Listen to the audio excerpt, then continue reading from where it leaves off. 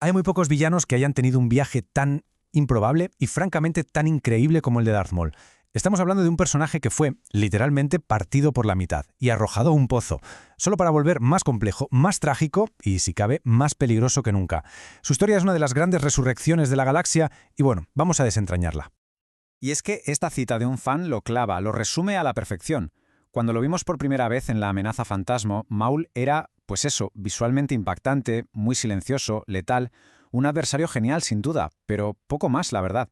Sin embargo, con el tiempo, su historia se fue expandiendo y lo transformó en una figura con una profundidad y una motivación que poquísimos hubiéramos imaginado. Y esa es la gran pregunta, ¿no? ¿Cómo pasó de ser una simple nota a pie de página en la saga a un personaje cuyo arco narrativo dura décadas y define a algunos de los héroes más grandes de la galaxia? Pues la respuesta es una historia de odio, de supervivencia y, sobre todo, de una voluntad inquebrantable. A ver, empecemos por el principio. En el episodio I, Maul fue la primera prueba en 1000 años de que los Sith seguían ahí, al acecho. Su diseño, con esos cuernos, los tatuajes y su sable de luz doble, lo convirtieron en un ícono al instante. Se enfrentó a Qui-Gon Jinn y a un jovencísimo Obi-Wan Kenobi en uno de los duelos más espectaculares de la saga. Mató al maestro, y luego Obi-Wan, en un momento de pura concentración, lo partió en dos. Fin de la historia. O eso es lo que nos creímos todos.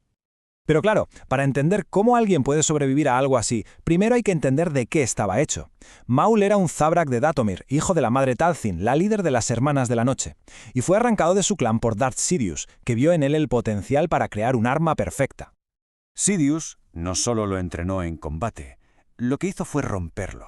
Su adiestramiento fue una tortura constante, tanto física como mental, diseñada para canalizar todo su ser en una única emoción: el odio. El odio en estado puro. Le metió en la cabeza que los Jedi eran los culpables de todo, convirtiendo la venganza en el mismísimo centro de su existencia. Es que no era un aprendiz, era una herramienta afilada con dolor.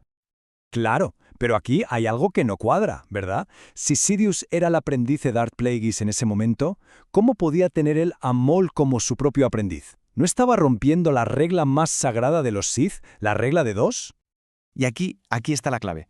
Sidious jugó con las reglas, le presentó a Maul a su maestro, Plagueis, no como un sucesor Sith, sino como un asesino de usar y tirar, un simple operativo del lado oscuro. Esto le permitió a Sidious tener su propia arma sin desafiar a su maestro, mientras para Maul, la promesa de ser un Lord Sith era solo otra mentira para asegurarse su lealtad. Una jugada maestra, la verdad. Y ese odio, esa herramienta afilada con dolor, sería precisamente lo que le permitiría hacer lo imposible. En el lado oscuro, las pasiones más extremas son una fuente de poder, y después de que lo cortaran por la mitad en Naboo, Maul no murió. Su furia y su agonía, centradas en el Jedi que le había vencido, lo anclaron a la vida por pura fuerza de voluntad. Lo que le ocurrió durante la siguiente década fue una auténtica pesadilla. Acabó en Loto Minor, un planeta vertedero donde su mente se hizo pedazos por el trauma y el aislamiento. Se construyó unas piernas robóticas con chatarra. Parecía más una bestia salvaje que un guerrero. Fue su hermano, Savage Opress, quien por fin lo encontró y lo llevó de vuelta a Dathomir, donde la magia de la madre Talchin le restauró la mente y le dio un nuevo cuerpo. Y con esa restauración, Maul renació. Ya no era el arma obediente de Sidious, que lo había abandonado y reemplazado. Ahora tenía su propia agenda, un único y ardiente propósito que iba a consumir el resto de su vida: encontrar a Obi-Wan Kenobi y hacerle sufrir. Pero claro, la ambición de Maul no se iba a quedar en una simple venganza.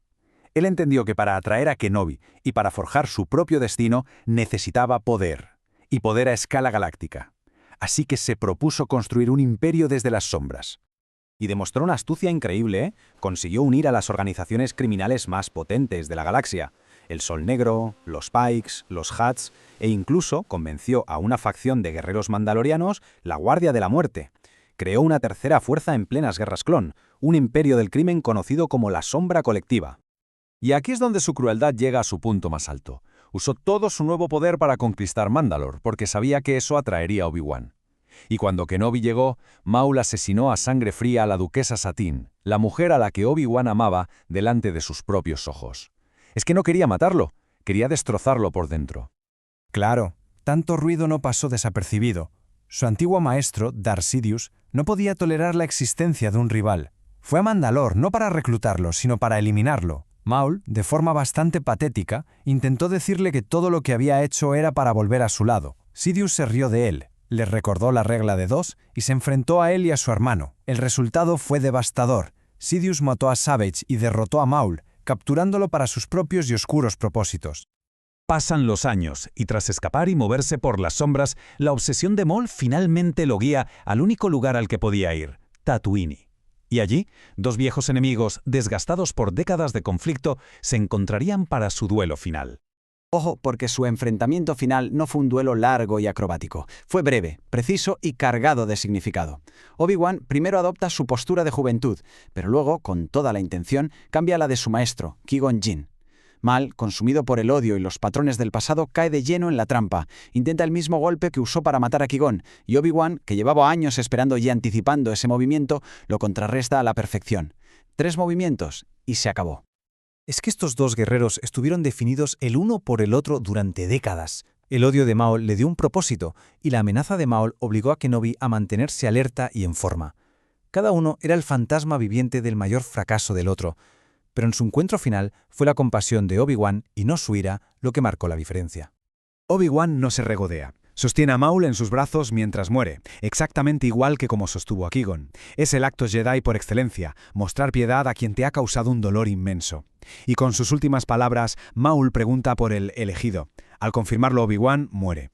Pero no en paz, sino con una última chispa de odio, creyendo que ese niño los vengará a los dos al destruir a su verdadero enemigo, Sidious.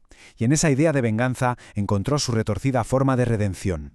Y así llegamos a la pregunta final. Maul fue un monstruo. De eso no hay duda, responsable de incontables muertes y de muchísimo sufrimiento. Pero también fue una víctima, un niño robado y retorcido por un mal mucho mayor hasta convertirlo en un arma de odio.